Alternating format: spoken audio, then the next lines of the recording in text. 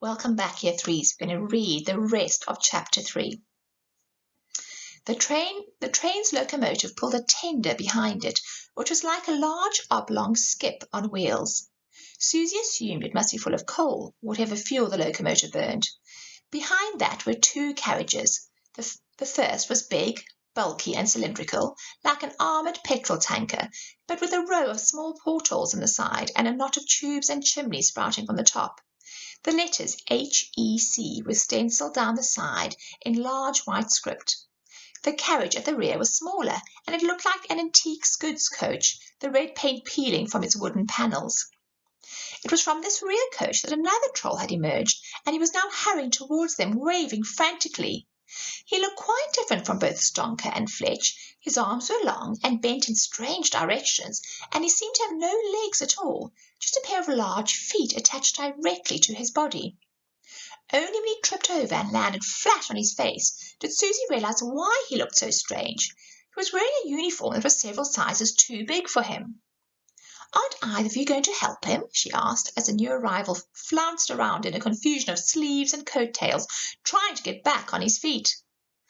"I suppose we ought to," said Stonker from the gangway above them. "Fletch, be a good chap and help the postmaster up, would you?" "Not in my job description," muttered Fletch. "Why don't you do it?" "Because I'm all the way up here," Stonker said. "Besides, I helped him up last time." Susie shook her head and hurried over to the flailing bundle of clothes.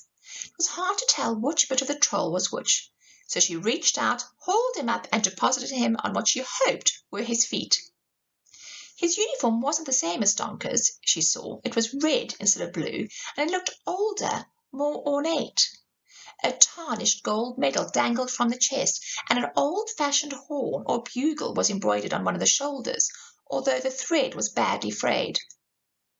The bundle shook itself, and another huge nose, followed by a small, wide-eyed face, poked out from above the collar of the coat. This troll's skin was a pale lichen green, and hardly wrinkled at all. Susie guessed he was much younger. "Thank you," said the troll, and then, "Oh no, a human!"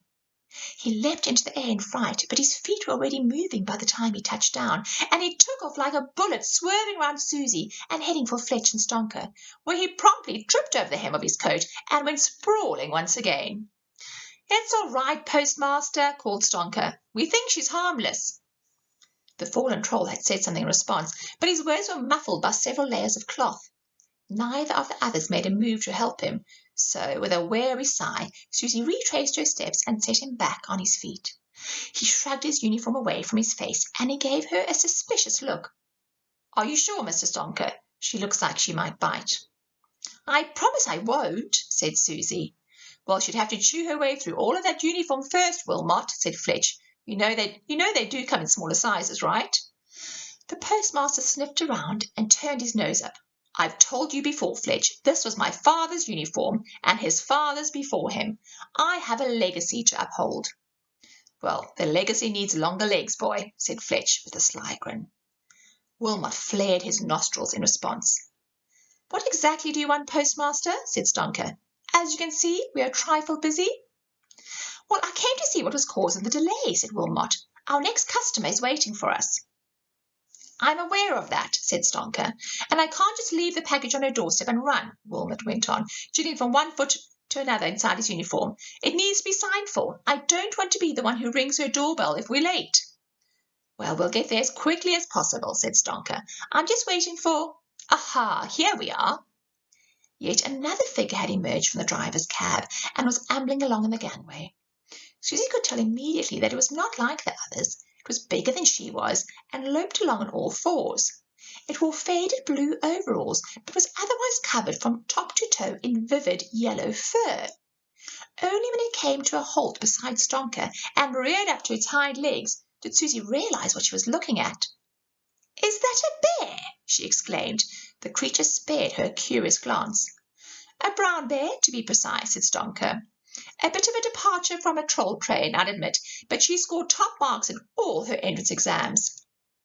Ursula keeps the firebox stoked and the wheels turning." Ursula flashed a set of startling white fangs at Susie, who wasn't sure if the display was meant as a greeting or a threat. She tried not to show her discomfort. How are we looking, Ursel? Said Stonker. Grolf, said the bear, in a voice so deep that Susie felt it as a shiver in her bones. Jolly good. Well, stand by the valves and be ready to give it plenty of welly. I want to get out of here before anything else goes wrong. Grumph. With a last glance down at the assembled audience, Ursel turned and loped back towards the cab. Susie felt that a question well up in her throat before she had time to stop it. If it's a brown bear, why is he bright yellow? Everything stopped. Stonker and Wilmot stared at her, looking mortified, and even the train seemed to have quietened its hissing and clanking. Fletch winced. Then very slowly all eyes turned to Ursel.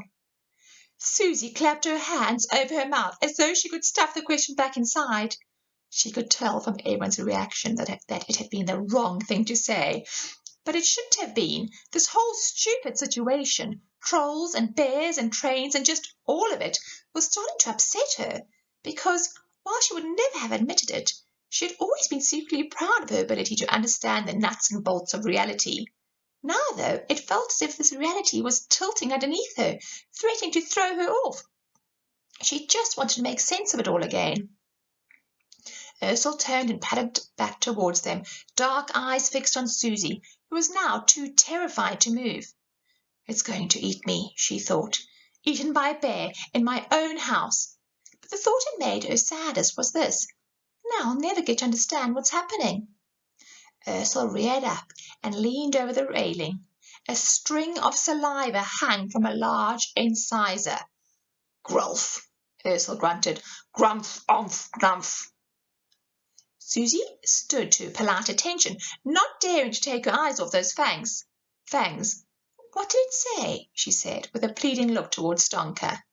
He gave her a knowing smile, and his eyes twinkled again. She said she's not an it, she's a she, thank you very much, and it's none of your business if she happens to prefer being blonde. Susie looked again at Ursel with a mixture of shock and relief. You mean you're a girl? This was met with a guttural roar that made everyone jump back. What? Said Susie, trembling with shock. What did I do this time? It's a common mistake, said Stonker, rubbing his ringing ears. She prefers the term woman, something to do with being a responsible adult who pays her taxes. Ursel flexed her shoulders and gave a decisive nod, before turning and lumbering back towards the cab. Susie wasn't sure if it was possible for bears to wink, but she was sure Ursel gave her one as she went. A few seconds later, steam hissed from between the driving wheels. The boiler rattled and the whole train lurched forward a few centimetres, straining against the brakes. Wilmot turned and dashed back towards the rear coach, his coat-tails flapping behind him. I'm sorry, there's no more time for pleasantries, Stonker called out over the rising noise. I'll leave you in Fletcher's capable hands. Fletch grunted. But I still don't understand what all this means, Susie protested. Where did it all come from? Where are you going? Stonker drew himself up and puffed out his chest as a proud little smile crept onto his face. From Trollville to the 5 corners of reality, my dear. No package too big, no postcard too small. Come rain, shine, or meteor shower, the Impossible Postal Express will deliver. He whipped off his cap and gave a theatrical bow as the locomotive strained forward again, the carriages rattling behind. Farewell, he called, steadying himself against the handrail. And try not to worry. Fletch really is jolly skilled. He turned and hurried back along the gangway to the cab, slamming the door shut behind him. A second later, the brakes unlocked with an almighty clunk, and the huge driving wheels ground slowly forward. Well, I suppose we better get on with it, said Fletch, cracking his knuckles. He reached to his tool belt and paused. Where is it? Susie had no idea what he was talking about, but some nervous instinct told her to start backing away as the train lumbered into motion beside them. I can't do the job without it, said Fletch. He patted his pockets and he looked around in confusion. Then his head snapped up and his eyes fixed on Susie. You, he exclaimed, you took it from me. Susie broke into a backwards trot as Fletch advanced on her. What? You said you'd give it back. Where is it? Before Susie could answer, she stepped on something hard and narrow, which rolled out from under her, taking her foot with it. She felt a moment of weightlessness before she landed flat on her back. She sat up, nursing her head with one hand, and looked down to see what she had stepped on. It was Fletcher's metal rod. She must have dropped it when she threw herself clear of the train. He saw it at the same instant she did, and pounced for it. He was fast, but she was faster. She snatched it up and it sprang back. "Give it back!" he shouted. "No," she said. "Whatever it is, you need it to do the confusion spell on me. You just said so." Fletch crept towards her, his hands up as though she was pointing a gun at him. "I know how to use it properly. You don't." "I don't want to use it," she said, "and I don't want you to either."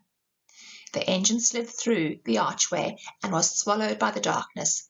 The huffing of its chimney, the clank of its wheels, the hiss and the gush of steam echoed back out of the darkness as it continued to gather speed. Susie felt a sudden tug, a fear that something very important was right in front of her, just slipping away.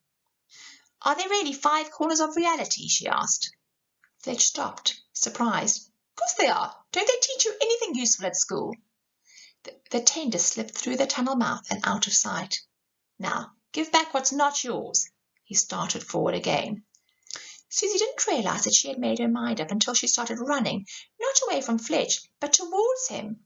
She saw the startled look on his face as he spread his arms wide to catch her, but she was too quick. She heard his little yelp of shock as she rushed past him and felt the slight tug on her dressing gown as he tried to snatch at her. She was running level with the train now, but it was still gathering speed and speedily outpacing her. The tug of anxiety felt stronger, but clearer as well. The world made no more sense any more because of this train and all the things that were on it. If she ever wanted to understand it again, she couldn't afford to let the train go without her. If she did, they wouldn't make her forget she'd ever seen it. They would make her forget she'd ever seen it, and she'd live the rest of her life in blissful ignorance, never knowing any better. And that scared her. That scared her so badly that she put her head down and carried on, with her heart beat in her throat. The strange cylindrical tanker that bore the letters HEC entered the tunnel, leaving only the old red coach at the rear. It was close enough to touch, but the tunnel mouth was fast approaching, and she was running out of ground. She had no idea what would happen to her if she ran on into the tunnel, and she wasn't keen to find out. "Stop!" bellowed Fletch. The carriage slid past her, the leading wheels vanishing over the threshold. The door through which Wilmot had disappeared inside was gaining on her fast. Last chance. She put in a final burst of speed, swerved towards the coach, and jumped. Her hands closed around the coach's door handle in the same second that the world around her went dark. The deep echoes of the hall were swept away by the noisy rush of the tunnel. Cold wind tugged at her hair and clothes, and she planted her feet as securely as she could on the narrow metal step below the floor. Looking back, she was just in time to see the tunnel mouth shrinking away into the distance. Framed inside it was the tiny figure of Fletch standing in the hallway, shaking his fist in anger. And that brings us to the end of chapter 3. So I will see you tomorrow for chapter 4.